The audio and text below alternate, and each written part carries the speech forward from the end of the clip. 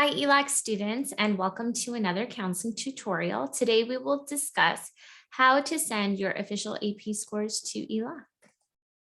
So we are going to learn how to send those AP scores from the College Board over to ELAC, and then how to submit the general petition to ensure that you get credit for those AP scores.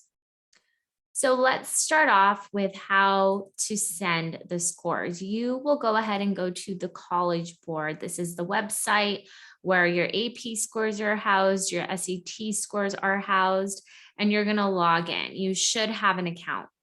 If it's been over a certain amount of time since you've graduated from high school, you may need to call the College Board itself to have your account reset. Once you sign in, you are going to click on AP scores. And your AP score should show up after you click on view your scores. Then there should be a button that tells you if you want to send your official scores. You'll click on that and then you will search our campus, East Los Angeles College. It's very easy. You just click on our college and then it has the address and it will go automatically. The scores to send them officially should be about $15. Now, once you've sent them over to ELAC officially, you do want to make sure that you meet with a counselor so that we can determine how those scores will be used according to the general education pattern or, the transfer requirements or the associate degree requirements. So you want to make a counseling appointment. And I will link the video that shows you how to book a counseling appointment.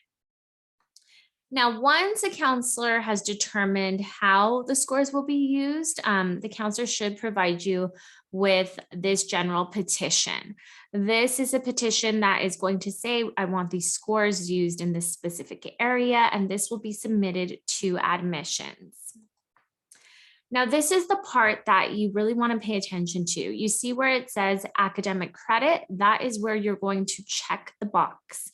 And then under the reason/problem, you will list the area that your counselor has identified the AP score could be used in. And this could be for more than one area, and it can be for multiple scores.